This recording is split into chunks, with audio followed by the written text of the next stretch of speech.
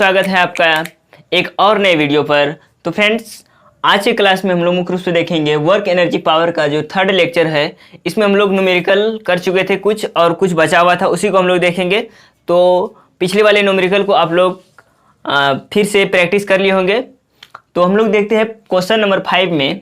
इसका हमने कंसेप्ट दे चुका था फर्स्ट लेक्चर में, थ्योरी वीडियो में, ठीक। तो हम लोग क्वेश्चन नंबर 5 में देखते हैं क्वेश्चन को कि यदि 250 ग्राम, यदि सबसे पहले क्वेश्चन को हम लोग ठीक से पढ़ लेते हैं ना, क्योंकि क्वेश्चन में ही सारा डाटा दिया हुआ रहता है, तो पहले डाटा को लिखना पड़ता है, ठीक। तो यदि 250 ग्राम की गेंद, 250 ग्राम क्या है, मास है ना, कि गेंद को 19.6 जूल 19.6 जूल ऊर्जा यानी कि इतना एनर्जी दी जाए, इतना एनर्जी अगर दिया जाए किसी गेंद को, वह गेंद कितना ऊपर जाएगा, यानी कि हाइट पूछ रहा है हमसे, ठीक। 250 ग्राम का कोई गेंद है और उसमें ऊर्जा जो दे रहे हैं हम 19.6 जूल का एनर्जी दे रहे हैं उसमें, है ना। 19.6 जूल का एनर्जी जो दे रहे हैं हम, तो उस एनर्जी को देने के बाद वो गेंद कितना ऊपर जाएगा, हाइट कितना होगा उसका, उसको हमको कैलकुलेट करना है, ठीक। सबसे पहले हम लोग डाटा लिखते हैं, क्या क्या हमको दिया हुआ है गिवन में, ठीक। तो गिवन में दिया हुआ है यहाँ पर 250 ग्राम, यानी कि मास जो दिया हुआ है बॉल का वो कितना है, 250 ग्राम। 250 ग्राम जो है इसको हम लोग केजी में कन्वर्ट कर लेते हैं, यानी कि 1000 से भागा, है ना। इसको 25 4 यानी कि 0.25 केजी, इतना क्या आ गया, हमारा मास आ गया है किसका, गेंद का, ठीक। अब इसको जो हम एनर्जी के साथ फेंके हैं वो क्या है, एनर्जी, यानी कि वो क्या है, इतना एनर्जी जाएगा, वो कितना ऊपर जाएगा, यानी कि एच वाला, यानी एच किस फॉर्मूला में आता है, आपने पढ़ा होगा पोटेंशियल एनर्जी, क्या, स्थितिज ऊर्जा। पोटेंशियल एनर्जी का फॉर्मूला होता है mgh, क्या होता है पोटेंशियल एनर्जी का फॉर्मूला, PE बराबर mgh, जिसमें से हमें दिया हुआ है क्या, m दिया हुआ है ना, और h हमको क्या कैलकुलेट करना है, और ये क्या है पोटेंशियल एनर्जी, हमको मुख्य एनर्जी दिया हुआ है 19.6 जूल, है ना, 19.6 जूल। और g का मान तो पता है कितना लेना है, 10 मीटर पर सेकंड स्क्वायर, अगर दिया रहे तब, ठीक। अगर दिया हुआ ना रहे तो हमको लेना है कितना, g का वैल्यू 9.8 मीटर पर सेकंड स्क्वायर, हमने बताया था इससे पिछले वीडियो में, है ना। तो अब हम लोग देखते हैं कि m पता चल गया, g पता चल गया, h को निकालना है हमको, ठीक। तो पोटेंशियल एनर्जी ही दिया हुआ है वह, है ना, तो हम लोग पोटेंशियल एनर्जी लिखते हैं यहाँ पर, है ना। PE बराबर पोटेंशियल एनर्जी यानी स्थितिज ऊर्जा बराबर 19.6 जूल।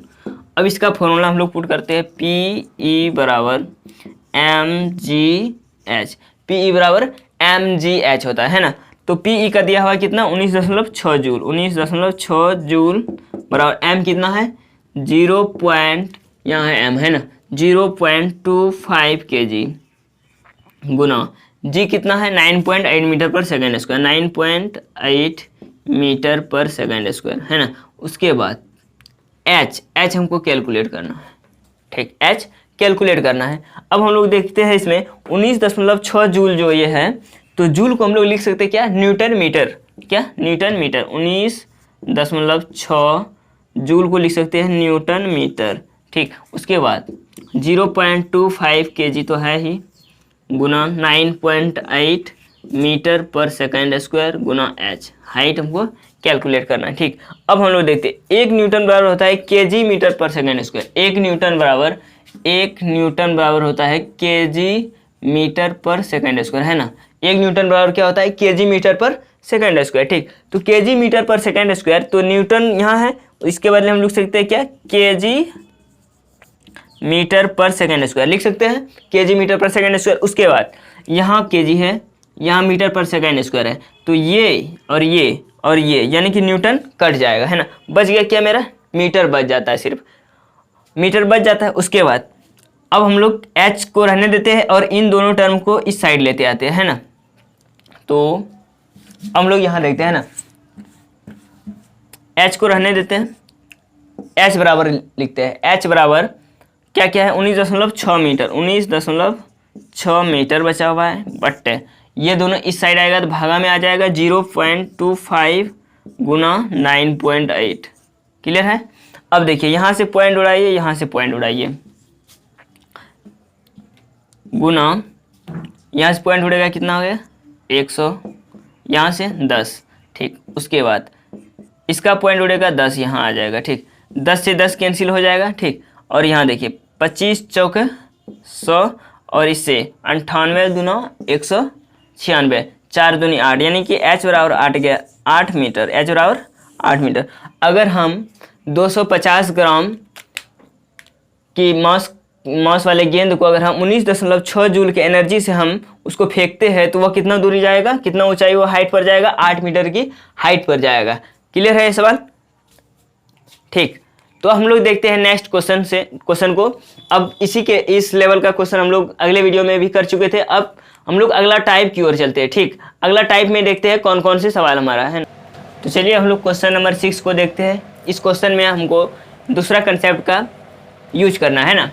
तो एक क्वेश्चन कर रहा है 15 kg द्रव्यमान की एक वस्तु है, कितना, 15 kg द्रव्यमान की एक वस्तु है जो 4 मीटर पर सेकेंड की वेग से गतिशील है। कितना मीटर पर सेकेंड, 4 मीटर पर सेकेंड की वेग से गतिशील है, ठीक। वस्तु की गतिज ऊर्जा कितनी होगी, ये साफ साफ बोल दिया है, वस्तु की गतिज ऊर्जा यानी काइनेटिक एनर्जी आपसे पूछ रहा है, कैलकुलेट करने बोल रहा है वस्तु की गति। ये काफ़ी इजी क्वेश्चन है, आप लोग इसको सॉल्व कीजिए, है ना। कमेंट के माध्यम से बताइए इसका आंसर कितना आ रहा है, ठीक। 15 kg, ठीक, 15 kg मास। देखिए इसमें कितना दिया हुआ है, गिवन। हम लोग सबसे पहले लिखते हैं क्या, गिवन इसलिए लिखते हैं कि फॉर्मूला में हमको पुट करने में दिक्कत ना हो, ठीक। तो मास कितना है, 15 kg मास दिया हुआ है। उसके बाद 4 मीटर पर सेकेंड, वेलोसिटी कितना दिया हुआ है, 4 मीटर पर सेकेंड है ना, 4 मीटर पर सेकेंड। तो इसका काइनेटिक एनर्जी कितना होगा, के काइनेटिक यानी कि गतिज ऊर्जा कितना होगा इसका, वो हमसे कैलकुलेट करने बोल रहा है ना। तो सबसे पहले हम लोग काइनेटिक एनर्जी का फॉर्मूला देखते हैं। काइनेटिक एनर्जी यानी गतिज ऊर्जा बराबर होता है हाफ mv²। याद आ गया, हाफ mv², हमने बताया था हाफ mv², ठीक। इसी पर हमने काइनेटिक एनर्जी का और एक फॉर्मूला बताया था हमने कि मोमेंटम को लेकर यानी संवेग को लेकर के, और एक बताया था कि p²/2m, क्या, p²/2m। जहाँ हमको संवेग डायरेक्ट दे दे तो वहाँ हम डायरेक्ट काइनेटिक एनर्जी निकाल सकते हैं p²/2m, याद रखना है ना। तो काइनेटिक एनर्जी हम लोग देखते हैं हाफ m का मान दिया हुआ है 15 kg। अभी हम यूनिट को भी सेपरेट करेंगे, ठीक। और v का मान दिया हुआ है 4 मीटर पर सेकेंड, इसका होल स्क्वायर, ठीक। अब हम लोग इसको सेपरेट कर लेते हैं पहले, है ना। इसका थोड़ा कैलकुलेशन कर लेते हैं ताकि आपको समझ में आए। kg है यहाँ पर, है ना, kg है, और यहाँ मीटर पर सेकेंड, इसको देखना भी, है ना। यहाँ kg लिखिए, मीटर पर सेकेंड। जब इसका होल स्क्वायर होगा तो ये हो जाएगा क्या, metre square into per second square हो जाएगा ना, metre square into second square इसका हो जाएगा, है ना। अब इसको देखिए कैसे लिख सकते हैं हम लोग। kg है, सबसे पहले 1 जूल बराबर होता है न्यूटन मीटर, है ना। और न्यूटन मीटर को हम लोग लिखते हैं kg मीटर पर सेकेंड स्क्वायर इंटू मीटर। ऐसे इस रूप में हमको अगर इस रूप में लेते आते हैं तो इसको लिख सकते हैं हम लोग 1 जूल, है ना। तो अगर kg है यहाँ, फिर यहाँ 1 मीटर डालिए, फिर उसके बाद सेकेंड स्क्वायर इंटू मीटर। अब यहाँ देख लीजिए, मीटर गुना metre, metre square second square kg, ये जस का तस है। इसीलिए हम लोग देखते हैं यहाँ पर कि ये जूल का फॉर्म ले रहा है, ये जूल है पूरे रूप से, ये इससे कनेक्टेड है ना, सेम टू सेम है ये दोनों। तो हम लोग इसके बदले लिख सकते हैं क्या, जूल लिख सकते हैं। इतना समझ में आ गया, ठीक। अब हम लोग कैलकुलेशन की ओर आते हैं। इसका हम लोग क्या देख लिए, यूनिट देख लिए, है ना। अब कैलकुलेशन की ओर आते हैं। हाफ इंटू 15 इंटू 4 का स्क्वायर यानी 16, 2 से 2 8 16, 15 8 120, यानी 120 जूल एनर्जी, काइनेटिक एनर्जी आएगा इसका। कितना, 120 जूल एनर्जी, है ना, काइनेटिक एनर्जी इसका आ जाएगा। इस क्वेश्चन का क्वेश्चन क्या था, 15 kg द्रव्यमान का, 15 kg द्रव्यमान है किसी वस्तु का, उसको किस वेग से फेंक रहे हैं, 4 मीटर पर सेकेंड की वेग से उसको फेंक रहे हैं, ठीक। उसके बाद हमको पूछ रहा है कि इसका गतिज ऊर्जा क्या होगा, काइनेटिक एनर्जी क्या होगा, ठीक। काइनेटिक एनर्जी का फॉर्मूला पता है हमको, हाफ mv² होता है। तो जितना डाटा हुआ था उसको लिख करके फॉर्मूला में पुट कर देना है। काफ़ी इजी क्वेश्चन था, इसको आप लोग ही बना सकते थे क्योंकि हमने आपको थ्योरी पढ़ा चुका है ना। तो चलिए अब हम लोग क्वेश्चन नंबर 7 को देखते हैं, उसमें किस टाइप के क्वेश्चन है ना। तो चलिए अब हम लोग क्वेश्चन नंबर 7 को देखते हैं। क्वेश्चन नंबर 6 देख लिए हम लोग, क्वेश्चन नंबर 7 को देखते हैं मुख्य रूप से, है ना। तो क्वेश्चन नंबर 7 में कह रहा है, एक कार है एक क्या है, कार है जो 72 किलोमीटर पर आवर की एक समान वेग से चल रही है, जो कितना 72 किलोमीटर पर आवर के वेग से एक समान वेग से चल रही है। ठीक, कार में बैठे 45 केजी द्रव्यमान कितना दिया हुआ है, 45 केजी के एक लड़के की गतिज ऊर्जा क्या होगी। कार कितना के वेग से चल रहा है, 72 किलोमीटर पर आवर की वेग से चल रहा है, और कार में बैठे लड़के का द्रव्यमान कितना है, 45 केजी है। तो इसका गतिज ऊर्जा निकालना है। क्वेश्चन इजी है नहीं, इसमें थोड़ा यूनिट का है, डिफरेंस क्या हुआ है, तो यूनिट हमको सेम करना है। ठीक, सबसे पहले हम लोग देखते हैं कार का जो है वेलोसिटी जो दिया हुआ है वह है 72 किलोमीटर पर आवर। इसको मीटर पर सेकंड में हम लोग चेंज कर लेते हैं ना, तो 72 ना 5/18 मीटर पर सेकंड में जाने के लिए 5/18। ठीक, फिर किलोमीटर से मीटर पर सेकंड, यहाँ देखिए किलोमीटर पर आवर से मीटर पर सेकंड जाने के लिए 5/18 से गुना करना पड़ता है। और अगर आप मीटर पर सेकंड से किलोमीटर पर आवर में आ रहे हैं तो 18/5 से गुना करना पड़ता है। ये कंसेप्ट याद रखिएगा, इसी से आपका क्वेश्चन किलोमीटर वाला सॉल्व हो जाएगा। क्या करना पड़ता है, किलोमीटर से आवर में जाने, किलोमीटर पर आवर से मीटर पर सेकंड में जाने के लिए 5/18 से गुना। ठीक, उसके बाद मीटर पर सेकंड से किलोमीटर पर आवर में जाने के लिए 18/5 से गुना। ठीक, क्लियर है, इसका आप लोग स्क्रीनशॉट ले लीजिएगा। ले लिए, तो चलिए हम लोग क्वेश्चन की ओर मूव करते हैं ना। तो क्वेश्चन क्या कह रहा है कि 72 किलोमीटर पर आवर की एक समान वेग से एक कार गति कर रही है ना, चल रही है। तो किलोमीटर पर आवर को हम लोग मीटर पर सेकंड, 18 चौका 72, 5 चौका 20 मीटर पर सेकंड आ गया इसका, है ना क्या, वेलोसिटी। ठीक, उसके बाद मास दिया हुआ है हमको, उस कार में जो एक लड़का बैठा हुआ है उसका मास है कितना, 45 केजी। तो मास लिखिए कितना, 45 केजी लिखिए मास। ठीक, उसके बाद बोल रहा है गतिज ऊर्जा। अब आप लोग भी बना सकते हैं, गतिज ऊर्जा बराबर क्या होता है, के ई बराबर होता है हाफ mv²। क्या, हाफ वेलोसिटी भी पता चल गया और मास भी पता चल गया। ठीक, हम लोग फॉर्मूला में पुट करते हैं हाफ mv²। हाफ mv² में m का मान दिया हुआ है कितना, 45 केजी, है ना। 45 केजी गुना v का स्क्वायर, भी 20 गुना 20, इसको कटा दीजिए, 10 से कट जाएगा। 45 दूना 90, यानी कि 9000 जूल आ जाएगा। कितना, 9000 जूल आ जाएगा इसका आंसर, काइनेटिक एनर्जी। ठीक, क्लियर है यहाँ तक। तो चलिए हम लोग क्वेश्चन नंबर 8 की ओर मूव ऑन। तो चलिए अब हम लोग क्वेश्चन नंबर 8 में देखते हैं। क्वेश्चन नंबर 8 में क्वेश्चन कर रहा है कि 3.6 कितना, 3.6 इंटू 10⁶ kg, इतना द्रव्यमान दिया हुआ है। 3.6 इंटू 10⁶ kg द्रव्यमान का एक रॉकेट प्रक्षेपण स्थल से 25 किलोमीटर की ऊंचाई पर ऊर्ध्वाधर 1 किलोमीटर पर सेकंड की वेग से 1 किलोमीटर पर सेकंड की वेग से प्राप्त करता है। तो इसका फर्स्ट ऑप्शन में दिया है कि क्या क्या हमको कैलकुलेट करना है। फर्स्ट में गतिज ऊर्जा, सेकंड में स्थितिज ऊर्जा, दोनों ऊर्जा को हमको कैलकुलेट करना है। दिया हुआ है द्रव्यमान दिया हुआ है, और रॉकेट जिस प्रक्षेपण स्थल से 25 किलोमीटर की ऊंचाई पर उड़ रहा है, ऊंचाई दिया हुआ है, और उसी ऊर्ध्वाधर पर उसका वेग जो है वह है 1 किलोमीटर पर सेकंड। कितना, 1 किलोमीटर पर सेकंड। ठीक, तो चलिए, और इसमें जी का सबसे अच्छी बात है कि जी का मान भी दे दिया है 10 मीटर पर सेकंड स्क्वायर, लेकर के आप इस क्वेश्चन को कैलकुलेट कर सकते हैं। ठीक, तो चलिए हम लोग सबसे पहले गतिज ऊर्जा को देखते हैं। गतिज ऊर्जा को देखने से पहले इसमें जितना भी डाटा दिया हुआ है उस डाटा को हम लोग कलेक्ट करते हैं यहाँ पर, है ना। उस डाटा को हम लोग कलेक्ट करते हैं, कितना डाटा दिया हुआ है इसमें, है ना। ठीक, इस डाटा को हम लोग लिखते हैं। सबसे पहले मास दिया हुआ है कितना, मास दिया हुआ है 3.6 इंटू 10⁶ kg। ये क्या हो गया, मास हो गया। उसके बाद रॉकेट प्रक्षेपण स्थल से 25 किलोमीटर की ऊंचाई, हाइट दिया हुआ है कितना, 25 किलोमीटर। इसको मीटर पर बदलने के लिए 25 को 1000 से गुना करना पड़ता है। ठीक, तो 25 गुना 1000 को हम लोग लिख सकते हैं 10⁻3 इतना मीटर। क्लियर है, ऊंचाई मिल गया, मास मिल गया। अब देखिए जी का भी मान हमको दे दिया है कितना, 10 मीटर पर सेकंड स्क्वायर। ठीक, बहुत ज़्यादा चीज़ दे दिया है ना। उसके बाद नेक्स्ट हमारा दे दिया है क्या, वेग, किस वेग से वो जाएगा। जितना भी सामग्री इस क्वेश्चन को सॉल्व करने में लगेगा वो सभी सामग्री आपको क्वेश्चन वाला दे दिया है। बहुत एक चीज़ पूछ रहा है, 4 से 5 चीज़ दे करके एक चीज़ पूछ रहा है ना। तो इसका वेग जो है, वेलोसिटी है, वह 1 किलोमीटर पर सेकंड, 1 किलोमीटर पर सेकेंड। 1 किलोमीटर और क्या होता है, 1000 मीटर होता है। ठीक, तो इसको लिखिए 1000 मीटर पर सेकेंड वेग हो गया। यहाँ तक इसका क्या हो गया, डाटा हो गया ये ब्लॉक में बंद।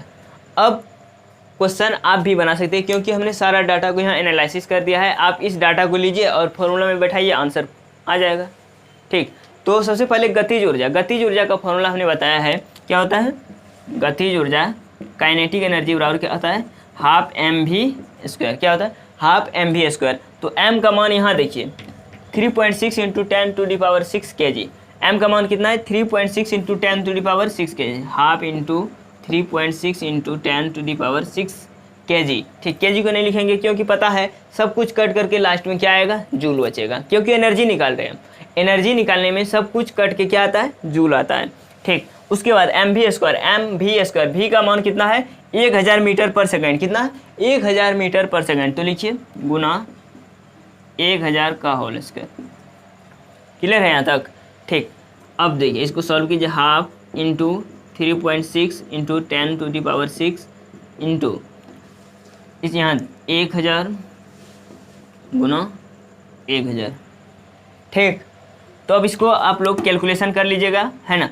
वैसे हम कर देते हैं ना, 3.6 अगर यहाँ पर हम 3 यानी कि 10⁶ यहाँ पर भी है ना, 3.6 को अगर कटाएंगे यहाँ 10 आ जाएगा 18, इससे ये कट जाएगा कितना में, 18 में, और ये 10 उधर जाएगा तो गुना 10 का पावर 12 था, गुना 10 का पावर -1 हो जाएगा।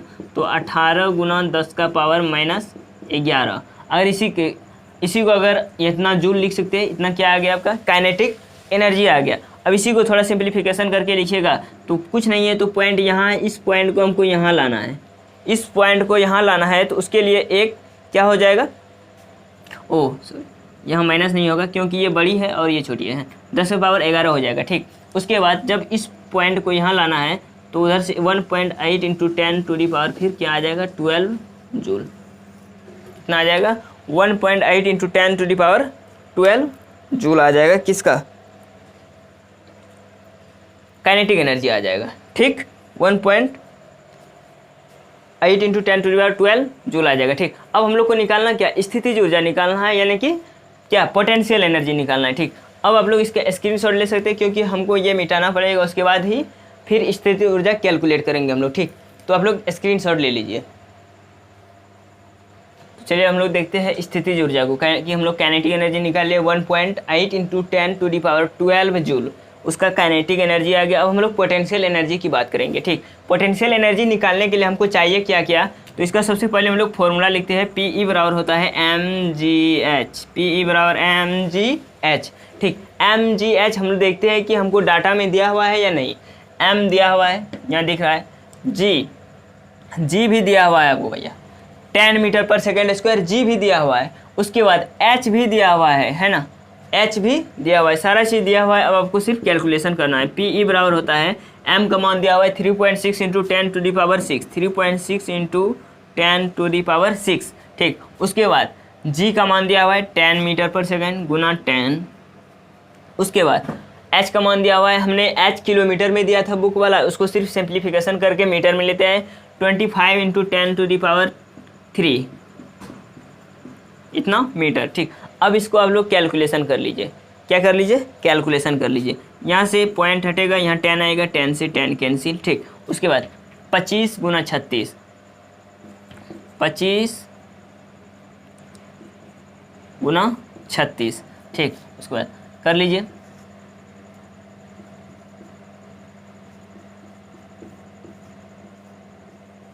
ठीक, 900 आ गया इसका, इसको मल्टीप्लाई करके। ठीक, उसके बाद 10 का पावर 6 गुना 10 का पावर 3। जब बेस बराबर हो और गुना में हो तो पावर क्या हो जाता है, जुड़ जाता है। तो 6 + 3 9, 10 का पावर 9। ठीक, अब इसको थोड़ा सिंप्लीफिकेशन कीजिएगा, अगर आपको, या आप यहाँ भी आंसर लिख के आप निकल सकते हैं। ठीक, लेकिन इसको अगर आप थोड़ा सा सिंप्लीफिकेशन कीजिएगा तो आंसर देखने में ठीक लगेगा। पॉइंट कुछ नहीं है तो कहाँ है, यहाँ है। इस पॉइंट को यहाँ लाने के लिए कितना अंक हम इधर आए, 2 अंक आए, तो 2 अंक आए तो 2 जीरो और बढ़ गया उधर, है ना, 9 पॉइंट, अगर नहीं 0 है तो 9 लिखिए, है ना, गुना 10 का पावर कितना, 11 जूल। 9 गुना 10 का पावर 11 जूल इसका स्थितिज ऊर्जा इसका आंसर आ गया। ठीक, तो ये क्वेश्चन कैसा था? ठीक ठाक था हमारे हिसाब से।